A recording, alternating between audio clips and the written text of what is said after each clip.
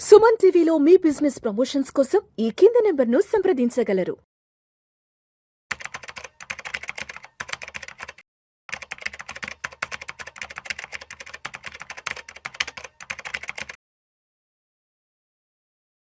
నమస్తే, welcome to Vishnu talks. నేను Vishnu. Israel, Iran దేశాల మధ్య ఉద్రిక్తతలు కొనసాగుతూనే ఉన్నాయి. ఇరాన్ దాడుల తర్వాత ఇప్పుడు ప్రపంచ దేశాల దృష్టంతా కూడా యుఏఈలోని దుబాయ్, అబుదాబి, ఖతార్, షార్జా వంటి ముఖ్య పట్టణాలపై ఇప్పుడు ప్రపంచ దేశాలంతా కూడా దృష్టిని కేంద్రీకరించాయి. అయితే ప్రపంచ పెట్టుబడులకు సేఫెస్ట్ హెవెన్గా ఉన్నటువంటి దుబాయ్లో ప్రస్తుతం రియల్ ఎస్టేటు, టూరిజం రంగాల పరిస్థితి ఎలా ఉండబోతోంది? అక్కడ పనిచేస్తున్నటువంటి లక్షలాది మంది భారతీయుల భవితవ్యం ఎలా ఉండబోతుంది? మరి ఇప్పుడు దుబాయ్లో పెట్టుబడులు పెట్టడానికి ఇది సరైన సమయమా కాదా? ఇటువంటి ఆసక్తికరమైన అంశాలను గురించి వారి విశ్లేషణ తెలియజేసేందుకు ప్రస్తుతం మనతో పాటు సుమన్ టీవీ స్టూడియోలో సీనియర్ ఫినాన్స్ ప్రొఫెషనల్ గిరిబాబు గారు ఉన్నారు. వారితో మాట్లాడదాం. సార్, గిరిబాబు గారు నమస్తే. సార్ నమస్తే అండి. సార్, గిరిబాబు గారు, చూస్తున్నాం కదా, గత 10 రోజుల నుంచి అమెరికా, ఇజ్రాయిల్ దేశాలు ఇరాన్ మీద కంటిన్యూస్గా దాడులు కొనసాగిస్తూనే ఉన్నాయి.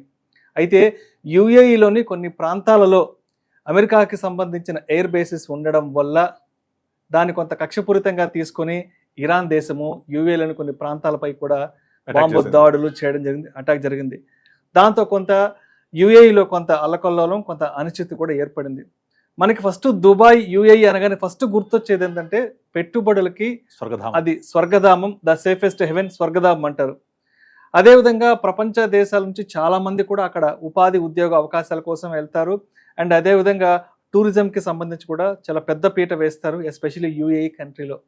మరి గత వారం రోజుల నుంచి చూస్తున్న పరిస్థితుల దృష్ట్యా అసలు మరి ఇప్పుడు దుబాయ్లో సిచ్యువేషన్స్ ఎలా ఉండబోతున్నాయి, ఎస్పెషల్లీ రియల్ ఎస్టేట్ రంగం, మరి అక్కడ ఏంటి పరిస్థితి?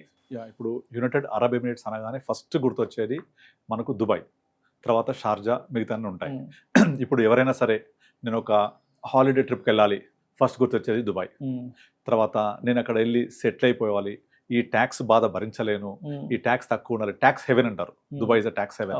ఇప్పుడు ఈవెన్ మ్యూచువల్ ఫండ్స్ లో కూడా దుబాయ్ నుంచి కనుక ఎవరైనా ఇన్వెస్ట్ చేసేప్పుడు, లేదా యుఎస్ వాళ్ళు ఏం చేస్తున్నారంటే, మన ఎన్ఆర్ఐస్ యుఎస్ నుంచి వాళ్ళ యొక్క నేటివ్ ప్లేస్ దుబాయ్కి మార్చుకొని అక్కడ గోల్డెన్ వీసా తీసుకొని అక్కడ నుంచి ఇండియాలో ఇన్వెస్ట్ చేస్తున్నారు. సో మనకు డబుల్ ట్రీటీ టాక్సేషన్ అగ్రిమెంట్ ఉంది కనుక మీరు ఏదైనా ఒక కంట్రీలో ట్యాక్స్ పే చేస్తే దానికి నల్లిఫై చేసి సెకండ్ కంట్రీలో పే చేయాలి. దుబాయ్లో జీరో ట్యాక్స్. సో అట్లా దుబాయ్లో జీరో ట్యాక్స్ ఉండడం వల్ల కూడా చాలా మంది అక్కడికి వెళ్ళడానికి మొగ్గు చూపుతున్నారు సెటిల్ అవ్వడానికి. అంటే దుబాయ్ అనేది మెయిన్గా అదొక టూరిస్ట్ హబ్బే కాకుండా, నా దగ్గర కొంచెం డబ్బులు ఉన్నాయి, నేను హ్యాపీగా నా శేష జీవితం గడిపేస్తాను లగ్జరియస్గా, సేఫెస్ట్గా అనుకుంటే ఫస్ట్ గుర్తొచ్చేది దుబాయ్. అయితే ఇలాంటి పరిణామాలు రావడానికి, ఇలాంటి ఒపీనియన్ రావడానికి దుబాయ్ తానుగా ఎప్పటి నుంచో ప్రయత్నం చేస్తోంది. ఫర్ ఎగ్జాంపుల్, ఇప్పుడు దుబాయ్లో ఉన్న ఎయిర్పోర్ట్ ప్రపంచంలోనే one of the biggest airport. అయితే వాళ్ళు ప్రస్తుతం కడుతున్న Al Maktoum International Airport existing airport కంటే 5 times బిగ్గర్ ఎయిర్పోర్ట్ కడుతుంది. ఆల్రెడీ పాతదానికంటే అంటే 5 times బిగ్గర్ దెన్. అందులో 400 ఫ్లైట్ గేట్స్ ఉంటాయి. అంటే మీరు ఎంత ఊహించుకోవచ్చు అంటే, మన హైదరాబాద్ లాంటి ఎయిర్పోర్ట్స్ గట్టిగా 40-50 గేట్స్ ఉండవు. అంటే అంతకు 10 రెట్లు పెద్దది. అంటే ఎన్ని రన్వేస్ ఉంటే అర్థం చేసుకోండి. వాళ్ళ టార్గెట్ ప్రకారంగా ఇయర్లీ కనీసం కొన్ని millions of people, more than 2 to 3 millions of people అక్కడ నుంచి ఎవ్రీ డే ట్రావెల్ అయ్యేలాగా ప్లాన్ చేస్తున్నారు. అండ్ ఇదంతా కూడా వాళ్ళు 2032కి ప్లాన్ చేస్తున్నారు. వాళ్ళ ఫస్ట్ ఫేజ్ వచ్చేసి 2032లో ఓపెన్ అవ్వబోతోంది. ఇప్పుడు ఏదైతే దుబాయ్ ఉందో కరెంట్, ఇదంతా ఓల్డ్ దుబాయ్ అంటారు. దానికి అవతల ఎగ్జాక్ట్ ఆపోజిట్ సైడ్లో వాళ్ళు ఇప్పుడు కన్స్ట్రక్ట్ చేస్తున్న new airport, which is 5 times bigger than the existing one, new Dubai అంటారు. ఈ న్యూ దుబాయ్ అనేది వాళ్ళ యొక్క రియల్ ఎస్టేట్ రంగం అనేది విపరీతంగా పుంజుకోవడానికి ఒక హెల్ప్ అయింది. గవర్నమెంట్ ఆఫ్ దుబాయ్ కూడా ఏం చేస్తుందంటే, వాళ్ళు గోల్డెన్ వీసా అనే ఒక పథకం ఒకటి ఇంట్రడ్యూస్ చేసి, ఈ గోల్డెన్ వీసా అంటే ఏమీ లేదు, మీరు కనుక దుబాయ్లో సెటిల్ అవ్వాలి అంటే ఇమీడియట్లీ డాలర్స్ టర్మ్ చెప్పాలంటే $5,45,000 ఏఈడీలో. అరబ్ ఎమిరేట్స్ దిరామ్ అంటారు, దిరామ్ 20-21 రూపీస్ ఉంటుంది ఒక దిరామ్. $5,45,000 అంత దిరామ్స్ కనుక పే చేస్తే ఇమీడియట్లీ మీకు గోల్డెన్ వీసా ఇచ్చేస్తారు. అంటే గోల్డెన్ వీసా ఇస్తే మీరు ఎన్నిసార్లు రావచ్చు, ఎన్నిసార్లు పోవచ్చు, మీరు ఇక రెసిడెంట్ ఆఫ్ దుబాయ్ అయిపోయినట్టే. కానీ దుబాయ్లో ఇంకొక రూల్ ఉంది, మీరు ఎన్ని సంవత్సరాలు ఉన్నా అక్కడ నాన్ లోకల్స్ ఆఫ్ దుబాయ్, వెళ్ళి లీజ్ తీసుకోవడమే ల్యాండ్ తప్ప అక్కడ మీరు 100 years కంటే ఏవో ఉండడానికి లేదు. లీజ్ ఎంతకాలం ఇస్తారు? 99 years ఇస్తారు. ఈ 99 years ఒక ప్రాపర్టీ తీసుకొని దాంట్లో మీరు ఏమైనా డెవలప్మెంట్ చేసినా ఇంప్రూవ్మెంట్ చేసినా కూడా అవన్నీ వదిలేసి 99 years తర్వాత మళ్ళీ ఎవరైతే లీజ్ ఇచ్చారో వాళ్ళకి తిరిగి ఇచ్చేయాలి. అంటే 100% వాళ్ళు వెళ్ళే వాళ్ళకి తెలుసు 99 years కంటే ఎక్కువ నేను ఉండను అని. మనిషి 99 years బతకడు కదా, అయినా సరే నాకు పర్మనెంట్ లేకపోయినా సరే జనాలు ఇంట్రెస్ట్ చూపిస్తున్నారు. ఎందుకు? అదొక సేఫెస్ట్ హెవెన్ అని. హెవెనే కాదు, సేఫెస్ట్ హెవెన్ అని. అయితే మొట్టమొదటిసారిగా ఇలాంటి ఒపీనియన్ తీసుకొచ్చి ఇలాంటి రియల్ ఎస్టేట్ భూమిని తీసుకొచ్చి స్టార్ట్ చేసినంత కూడా పోస్ట్ కోవిడ్. ఇంకా కరెక్ట్గా చెప్పాలంటే 2021 నుంచి వీళ్ళు ఎప్పుడైతే గోల్డెన్ వీసా సరే అనౌన్స్ చేయడము, మా airport 10 times of existing airport అని తీసుకురావడము, తర్వాత ఇతర ప్రపంచ దేశాల నుంచి అందరినీ ఆహ్వానించి దుబాయ్లో పాపులేషన్ తక్కువ ఉంటుంది, దాన్ని ఎక్స్పాండ్ చేసి దుబాయ్ సిటీని ఎక్స్పాండ్ చేస్తున్నారు. యాక్చువల్గా దుబాయ్లో కనుక మీరు ట్రావెల్ చేస్తే డే టైంలో ఎంత వేడి ఉంటుందంటే వితౌట్ ఏసీ ట్రావెల్ చేయలేరు. మీరు స్కూల్స్లో కానీ మాల్స్లో కానీ ఎక్కడండి ఏసీ కంపల్సరీ. అంటే ఎండ పరంగా అంత వేడి ఉంటుంది అక్కడ. ఖర్జూరా చెట్లు మనము రోడ్డు మీద పడుతూ ఉంటారు, మన ఖర్జూరా పళ్ళు ఇట్లా చూస్తూ ఉంటాం. అవన్నీ ఇన్స్పైట్ ఆఫ్ వాతావరణం ఇలా లేకపోయినా కూడా దుబాయ్లో వర్షం అనేది చాలా తరచుగా రేర్గా చూస్తాం మనం, వర్షం పడడం అనేది. వాళ్ళు అక్కడ ఆర్టిఫిషియల్ రెయిన్స్ కూడా ప్లాన్ చేస్తూ ఉంటారు. అంటే వాతావరణ పరంగా ఇన్ని ప్రతికూలలు ఉన్నప్పటికీ సేఫెస్ట్ ఎందుకు అనుకుంటారంటే నేను ట్యాక్స్ కట్టను, హ్యాపీగా సంపాదించుకుంటా, ఫ్రీ ఫేర్గా బిజినెస్ చేసుకుంటాను, అందరూ ఇక్కడికి టూరిస్ట్ వచ్చిపోతూ ఉంటారు. Tourism is one of the biggest revenue, వాళ్ళకి రెవెన్యూ అని ఉండేవాళ్ళు. బట్ ఫస్ట్ టైం మొట్టమొదటిసారిగా దుబాయ్ ఎయిర్పోర్ట్ మీద కూడా ఇరాన్ బాంబ్ వేసింది. యాక్చువల్గా దుబాయ్ ఇరాన్ దగ్గరే ఉంటాయి అన్ని కూడా. ఈ 7 states పక్కకే ఇరాన్ ఉంటుంది. Iran is a Muslim country, Dubai is also Muslim country. కనుక మీరు ఒక ముస్లిం కంట్రీ ఇంకో ముస్లిం కంట్రీ మీద బాంబు వేయకూడదు, వెయ్యరు కదా అనుకునేవాళ్ళు. కానీ ఇక్కడ ఏమైపోయిందంటే Dubai is a very very friendly country for America. ఏ ఇతర దేశాలతో కూడా శత్రుత్వం ఎప్పుడు పెట్టుకోదు. యుఏఈ వరకు ఎవరితో శత్రుత్వం పెట్టుకోలేదు కూడా. ఎందుకంటే అక్కడ అందరికీ ఆహ్వానం ఉంటుంది. ఇండియా కూడా ఫ్రెండ్లీ కంట్రీ. ఇండియన్స్ బోల్డ్ మంది ఇండియన్స్ ఉంటారు అక్కడ. One of the major residents ఎవరు అంటే ఇండియన్స్ అని చెప్పొచ్చు. అండ్ ఇండియాకు ఉన్న అడ్వాంటేజ్ ఏంటంటే మనం ఇక్కడ నుంచి వెళ్ళిన వాళ్ళు అక్కడ నుంచి వాళ్ళ యొక్క కరెన్సీ ఇండియాకి పంపిస్తున్నారు కదా. ఇది అన్నిటికంటే హైయెస్ట్ ఎక్కువ మనము యూఏఈ నుంచి చూస్తున్నాం. యునైటెడ్ అరబ్ ఎమిరేట్స్ 7 states నుంచి చూస్తున్నాం. మన వాళ్ళు అక్కడికి వెళ్ళి కష్టపడి పనిచేసి సంపాదించిన డబ్బుల్ని ఇండియా పంపిస్తూ ఉంటారు. ఈ దుబాయ్లో ఇలా అటాక్స్ జరిగి ఈ బ్రతికే వాళ్లకు కొంచెం ఇబ్బందికర పరిస్థితులు సృష్టించడం అనేది పరోక్షంగా ఇండియా కూడా ప్రాబ్లమే. మన ఫారెన్ రెమిటెన్సెస్ ఆగిపోతాయి, ఇన్వర్డ్ రెమిటెన్సెస్ ఆగిపోతే మన ఫారెన్ రిజర్వ్స్ కూడా ఎఫెక్ట్ పడుతుంది అది. సో ఇది ఎందుకు వచ్చింది సిచ్యువేషన్ అంటే రీసెంట్గా మనం చూస్తున్నాం కదా, Iran versus Israel versus America. Israel and America కలిసి ఇరాన్ మీద దాడి చేస్తున్నాయి. ఎట్లా? Via Dubai. అంటే అక్కడ దుబాయ్, ఖతార్, తర్వాత ఇలాంటి కొన్ని ప్లేసెస్లలో అమెరికాకి ఎయిర్ బేసెస్ ఉన్నాయి. ఆ ఎయిర్ బేస్ నుంచి అటాక్ చేస్తుంది ఇరాన్ మీద. అంటే అమెరికా నుంచి డైరెక్ట్గా మిసైల్ వేసే బదులు అబుదాబి, దుబాయ్, ఖతార్ లో ఉన్న అమెరికన్ ఎయిర్ బేస్ నుంచి వేస్తూ ఉంటే అప్పుడు ఇరాన్ ఒప్పుకోకుండా ఆ ఎయిర్ బేస్ ని కాకుండా దుబాయ్ ఎయిర్పోర్ట్ ని, కొన్ని దుబాయ్ ప్రాంతాలని టార్గెట్ చేస్తుంది.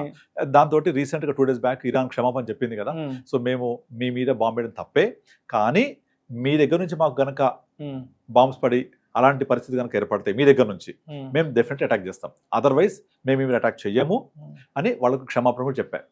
అది పరోక్షంగా ట్రంప్ తన యొక్క సక్సెస్ కింద డిక్లేర్ చేసుకున్నాడు. సో ఎందుకంటే ఒక ఇద్దరు సేమ్ కమ్యూనిటీ వాళ్ళు కొట్టుకోవద్దు, మనమంతా ఒకటే, రేపు పొద్దున మనం కలిసి ఉండాలి అనే ఉద్దేశంతో ఇరాన్ అలా స్టేట్మెంట్ ఇచ్చింది. కానీ ఈ స్టేట్మెంట్ ఇవ్వడానికి ముందు దుబాయ్ మీద బాంబులు పడేసరికి ఫస్ట్ టైం చాలా మంది అరే దుబాయ్ సేఫెస్ట్ హెవెన్ అనుకున్నాం కదా, ఇక్కడ ఎటువంటి ప్రాబ్లమ్స్ ఉండవు అనుకున్నాం కదా, ఏంటి సడన్గా ఇరాన్ బాంబేసింది. నా ఫ్రెండ్ ఒకతను ఉంటాడు దుబాయ్లో, కాల్ చేశాడు. ఆ బాంబ్స్ పడుతూ ఉంటే వాళ్ళకు మొబైల్లో సైరన్ మోగుతూ ఉంటారు, సైరన్స్ ఇస్తూ ఉంటారు అనమాట. ఈ సైరన్స్ రాత్రి 3 తెల్లవారుజామున 5 కూడా వచ్చిన సందర్భాలు చూశారు వాళ్ళు. అంటే మంచి గాఢ నిద్రలో ఉన్న టైంలో, అంటే ఇప్పుడు నాకు సేఫెస్ట్ హెవెన్ కాదా ఇది, ముఖ్యంగా ఖతార్ కూడా ఇట్లయితుంది ఏంటి అని వాళ్ళకి ఆలోచిస్తున్నారు. బట్ ఓవరాల్గా మనము పివి సింధు కూడా ఒక వీడియో రిలీజ్ చేసింది దుబాయ్ నుంచి, ఎయిర్పోర్ట్ చిక్కుకుపోయిందని చెప్పేసి. ఎందుకంటే సడన్ గా దుబాయ్ టర్మినల్ 3 మీద కూడా అటాక్స్ అయ్యేసరికి వాళ్ళ యొక్క ఫ్లైట్స్ అన్ని కూడా రీషెడ్యూల్ చేశారు. దాంతో అన్ని కూడా మళ్ళీ టైం అంతా మారిపోయింది. సో వాళ్ళు ఇండియాకి వచ్చే వాళ్ళకు ఇబ్బంది అవుతుంది. రెండోది ఏంటంటే ఇది లాంగ్ టర్మ్ లో ఎంత ఇంపాక్ట్ చేస్తుంది, అది ఇప్పుడు మనం మాట్లాడుకోవాల్సిన మెయిన్ ఇష్యూ. ఈ లాంగ్ టర్మ్ ఇంపాక్ట్ చేయడం ఎందుకంటే నార్మల్గా ఇప్పుడున్న సిచ్యువేషన్లో ఎవరైతే వెళ్తున్నారో వాళ్ళందరూ ఏదో నేను మళ్ళీ ఒక 1 month 2 months వచ్చేస్తానే కాదు, అక్కడ సెటిల్ అవ్వడానికి వెళ్తున్న వాళ్ళు ఉన్నారు. లీజ్ తీసుకునేది 99 years, అప్పటిదాకా సెటిల్ అవుతాను, నా తర్వాత నెక్స్ట్ జనరేషన్ సంగతి వాళ్ళు చూసుకుంటారు అని సెటిల్ అవ్వడానికి వెళ్ళిన వాళ్ళకి ఇప్పుడు నేను సెటిల్ అవ్వాలా వద్దా, ఏంటి పరిస్థితి అని వాళ్ళు ఆలోచిస్తున్నారు. కానీ ఓవరాల్గా ఈ పరిణామాలన్నీ కనుక మనం చెక్ చేస్తే ఇది కేవలం టెంపరరీ ఇష్యూ అని అర్థమవుతుంది. కనుక నేను అందరికీ చెప్పేది ఏంటంటే క్లియర్గా ఇది కేవలం టెంపరరీ ఇష్యూ. ఎప్పుడైతే ఇరాన్ నేను నా నైబరింగ్ కంట్రీస్ మీద, ముస్లిం కంట్రీస్ మీద బాంబులు దాడి చెయ్యను, ప్రొవైడెడ్ మీరు గనక మీ ప్రాంతం నుంచి అమెరికాని ఎలవ్ చేసి మా మీద దాడులు సపోర్ట్ ఇవ్వకుండా ఉంటే మాకు ఎలాంటి ఇబ్బంది లేదు అని చెప్పేశారు. కాబట్టి ఇది కేవలం ఒక టెంపరరీ ఇష్యూ కిందనే పరిగణించి ఆ దుబాయ్ని మనము ఇంత మాత్రం చేత అనుమానించాల్సిన అవసరం లేదు. ఎవరైతే వెళ్ళారో వాళ్ళకి ఇబ్బందులు ఉండవు, వాళ్ళ యొక్క లైఫ్ స్టైల్ని హ్యాపీగా కంటిన్యూ చేసుకోవచ్చు. మీరు ఇక్కడ రియల్ ఎస్టేట్ రంగం గురించి కూడా ఆలోచించాలి. దుబాయ్లో యాక్చువల్గా 2021 తర్వాత దుబాయ్ రియల్ ఎస్టేట్ రంగం ఎంతలా పెరిగిపోయిందంటే కొన్ని వేల ట్రాన్సాక్షన్స్ జరుగుతున్నాయి పర్ డేకి. అక్కడ కొన్ని వేల ట్రాన్సాక్షన్స్ అన్ని జరుగుతున్నప్పుడు ఇవన్నీ మిలియన్స్ ఆఫ్ డాలర్స్ వాల్యూలో వేల ఎందుకోసం అంటే అక్కడికి వెళ్ళి రెసిడెన్షియల్ ఫ్లాట్స్ కంటిన్యూస్ గా కొంటున్నారు జనాలు. ఇప్పుడు నార్మల్గా మనము ఎక్కడ రియల్ ఎస్టేట్ బూమ్ అని జరుగుతుంది అంటే అక్కడ మనము డొమెస్టిక్ కంటే కమర్షియల్ ఎక్కువ చూస్తాం. కానీ సర్ప్రైజింగ్లీ దుబాయ్లో డొమెస్టిక్ రియల్ ఎస్టేట్ చాలా పాపులర్. ఎందుకు అంటే ఇప్పుడు గోల్డెన్ వీసా ఒకటి అనౌన్స్ చేశారు, ఎయిర్పోర్ట్ ఇంత ఎక్స్పాండ్ చేస్తున్నారు, అంత జాబ్స్ క్రియేట్ అవుతాయి కదా, అంత ఫ్లో ఉంటుంది కదా. మరి వీళ్ళందరూ ఎక్కడ ఉండాలి? స్టే చేయడానికి ఇల్లులు కావాలి. కనుక వీళ్ళందరూ మెయిన్గా golden visa it's turning point అని చెప్పొచ్చు. ఆ గోల్డెన్ వీసా అప్లై చేయడానికి జనాలు లైన్లు కడుతున్నారు. అంతమంది వెళ్తున్నారు ఇక్కడ నుంచి కూడా, ఇతర దేశస్తుల నుంచి కూడా, లైక్ అమెరికా నుంచి, యూరోప్ నుంచి కూడా చాలా మంది ట్రై చేస్తున్నారు. మరి వీళ్ళకి అకామిడేషన్ కావాలి కదా.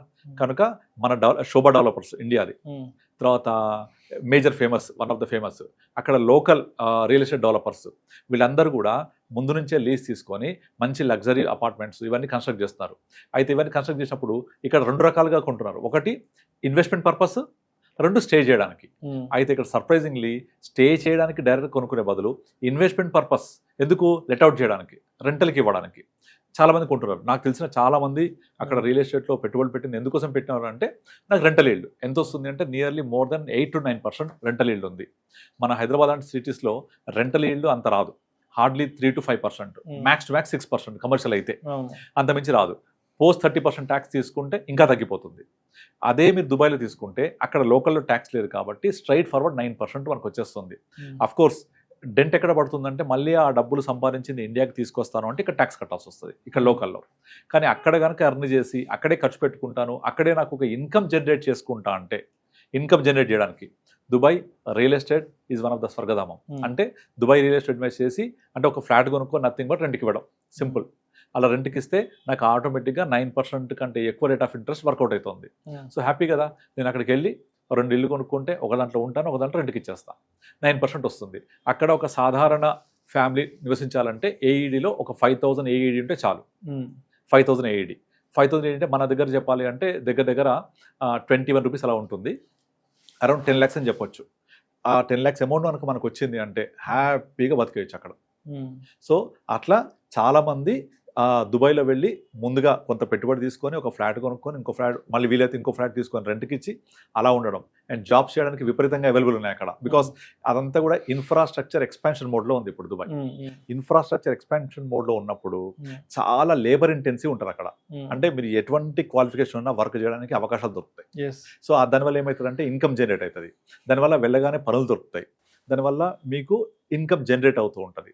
సో ఆటోమేటిక్గా ఆ ఇన్కమ్ తోటి మీరు హ్యాపీగా లైఫ్ బతికేయచ్చు. ఇవన్నీ ఉంటాయి. దీనికి ఏంటి కండిషన్? Safest again. బట్ ఎప్పుడైతే దుబాయ్ మీద పడిందో ఒక బాంబు వచ్చి ఎయిర్పోర్ట్ మీద, అప్పటి నుంచి అందరికీ డౌట్స్ వచ్చాయి. కానీ ఆ డౌట్స్ అన్ని కేవలం టెంపరరీయే. ఎలాగూ ఇరానే క్షమాపణ చెప్పింది, నేను తప్పైంది వేయడం అనేది. కనుక ఇది కేవలం టెంపరీ ఇష్యూ కింద పరిగణించాలి తప్ప దీన్ని మనం చూసి భూతద్దంలను చూసి నేను ఇంకా దుబాయ్ స్వర్గధామం కాదు, నేను వచ్చేస్తానని అనుకోవడానికి లేదు. పివి సింధు అప్పుడున్న టెన్షన్స్ బట్టి అలా చెప్పుండొచ్చు ఒక మాట. అప్పుడప్పుడే ఆ యుద్ధం మొదలవుతుంది, పానిక్ సిచువేషన్, ఎయిర్వేస్ క్లోజ్ చేసేసారు కాబట్టి ఆ రోజు అనిపించిన కొంత టెన్షన్ అదంతే. సో నిన్ననే మనకు 2 days బ్యాక్ వీళ్ళు అనౌన్స్ చేశారు కాబట్టి మేము క్షమించండి తప్పైంది ఇంకో చేయమని చెప్పారు కాబట్టి మనము అది ఆమె చెప్పిన దాన్ని పూర్తిగా పరిణిలో తీసుకోవాల్సిన అవసరం లేదు. ప్రజెంట్ సిచ్యువేషన్ ప్రకారంగా it is almost one of the safest place to live continuously. ఇబ్బంది లేదు, ఓన్లీ ఇది టెంపరీ కన్సర్న్ అంతే. అయితే ఇప్పుడు గత వారం 10 రోజులుగా జరిగిన డ్యామేజ్ అంతా కూడా అంటే ఎన్ని రోజుల్లో అక్కడి దుబాయ్ ప్రభుత్వం మరి దాని యుద్ధ ప్రాతిపదికను తీసుకుని మొత్తం క్లియర్ చేసి మళ్ళీ అక్కడ పునర్వైభవాన్ని తీసుకొచ్చే అవకాశం ఉందంటారు అసలు? మోస్ట్లీ నేను కూడా ఒక 2 to 3 months ఫస్ట్ ఈ వార్ ఒకటి సర్దుమణగాలి. ఇప్పటి వరకు కూడా ఇవాళ మార్నింగ్ కూడా మళ్ళీ కొన్ని బాంబ్స్ వేశారు ఇరాన్ మీద. సో ట్రంప్ నేను ఇరాన్ ని నాశనం చేసేస్తాను, ఇరాన్ ని చెప్తున్నాడు కదా. సో ఇలాంటి స్టేట్మెంట్స్ ఆగిపోయి కొంచెం యుద్ధం సర్దుమణిగితే ఆటోమేటిక్ గా Dubai has its own potential to revamp. తన తానుగా అది రీవ్యాంప్ అయ్యి మళ్ళీ ఫ్లరిష్ అవ్వడానికి చాలా స్కోప్ ఉంటుంది. పబ్లిక్ కంఫర్ట్ కి అక్కడ ఫస్ట్ ప్రయారిటీ ఉంటుంది గవర్నమెంట్. అవును, ఈవెన్ మన హిందూస్ వెళ్ళి కూడా అక్కడ హ్యాపీగా వాళ్ళ రూల్స్ ఫాలో అవుతూ వాళ్ళ రూల్స్ ఫాలో అవుతూ వాళ్ళు హ్యాపీగా బతికేయచ్చు. అక్కడ గవర్నమెంట్ అంత వెల్కమ్ చేస్తుంది ఇతర దేశస్తుల్ని. ఎన్ఆర్ఎస్ కి అంత ఇంపార్టెన్స్ ఇస్తారు వాళ్ళు, కనుక ఇబ్బందే లేదు. వాళ్ళు డెఫినెట్లీ వాళ్ళ మేజర్ సోర్స్ రెవెన్యూ అంతా కూడా టూరిజం మీద డిపెండ్ ఉంటుంది కాబట్టి జనాలను రాకపోతే టూరిజం దెబ్బతిన్నట్టే కదా. ఇప్పుడు మన ఇది బుర్జ్ ఖలీఫా ఉంది కదా, దాని పక్క నుంచి కూడా ఒక మిసైల్ వెళ్ళింది. దాని వల్ల ఏమైపోయిందంటే బుర్జ్ ఖలీఫా ఎక్కాలనుకునే వాళ్ళంతా అయిపోతారు. ఒక పర్సన్ కి వెళ్ళాలంటే ఆల్మోస్ట్ మోర్ దెన్ 7,000 ఎంతో అని విన్నాను రేట్, నేను కరెక్ట్ ఐడియా లేదు నాకు. 7,000 to 10,000 ఉంటుంది ఒక మనిషి బుర్జ్ ఖలీఫా ఎక్కాలంటే, మన రూపీస్ చెప్పాలంటే. అంటే రోజుకి కొన్ని 100,000 మంది ఎక్కుతారు. అంటే ఎంత రెవెన్యూ జనరేట్ చేస్తాను చూడండి. నేను మామూలుగా రీసెంట్ గా చైనా వెళ్ళినప్పుడు షెంజాన్ లో అక్కడ ఇలాంటి ఒక టవర్ ఎక్కాను నేను, 121 floors. There we paid around 5,000 rupees మన కరెన్సీలో పే చేసాము. సో అంతవరకు నేను ఫ్రీ అనుకున్నాను, కానీ తర్వాత తెలిసింది అది ఎక్కాలంటే డబ్బులు పే చేయాలని. ఏమీ లేదు, పైకి వెళ్ళిపోయి 121 floor లో అక్కడ నుంచి సిటీ చూస్తాం, చైనా సిటీ అంతా చూసి ఒక 1 hour మనం హ్యాపీగా ఎంజాయ్ చేస్తాం. అక్కడ వాళ్ళు ఇంతసేపటికి దీపం అని చెప్పరు, మనం కోసం స్పెండ్ చేసి ఫొటోస్ తీసుకొని ఎంజాయ్ చేసి వచ్చేస్తాం అంతే. దానికి 5,000 పే చేస్తాం. సో ఇండియాలో లేదు అలాంటి ఒకటి కూడా. బట్ అక్కడ టూరిజం ని అట్రాక్ట్ చేయడం కోసమే చాలా మంది బుర్జ్ ఖలీఫా చూడడం కోసమే వెళ్తుంటారు దుబాయ్కి. అంత రెవెన్యూ జనరేట్ చేస్తారు, అంత క్రౌడ్ పుల్లింగ్ అది. సో అట్లాంటి సెంటర్ ని దుబాయ్ ఎట్టి పరిస్థితుల్లో ఖరాబ్ చేసుకోదు, ఇంకా మంచిగానే డెవలప్ అయ్యి వాళ్ళు డెఫినెట్లీ ఈ క్రౌడ్ పుల్లింగ్ చేసి బెటర్ గా ఉంటుందని ఎక్స్పెక్ట్ చేద్దాం. సో అయితే కన్క్లూషన్ గా మరి అంటే రాబోయే రోజుల్లో దుబాయ్ లో పెట్టుబడులు పెట్టొచ్చా పెట్టకూడదా అన్న సందిగ్ధంలో ఉన్న వాళ్ళకి కన్క్లూజన్ గా మీరేం చెప్తారు? 100% పెట్టొచ్చు. Only it's a temporary concern. So హ్యాపీగా ఇన్వెస్ట్ చేసుకోవచ్చు, హ్యాపీగా వెళ్ళొచ్చు. గోల్డెన్ వీసా తీసుకోవాల్సిన కెపాసిటీ ఉండి తీసుకోవాలనుకునే వాళ్ళు తీసుకోవచ్చు. Everything is normal. ఒక 2-3 నెలల్లో ఈ యుద్ధ వాతావరణం అనేది సర్దు మణిగితే మళ్ళీ యాజ్ యూజువల్ నార్మల్ అయిపోద్ది. It's only temporary concern. Thank you sir, thank you so much Giribabu garu. Thank you అండి.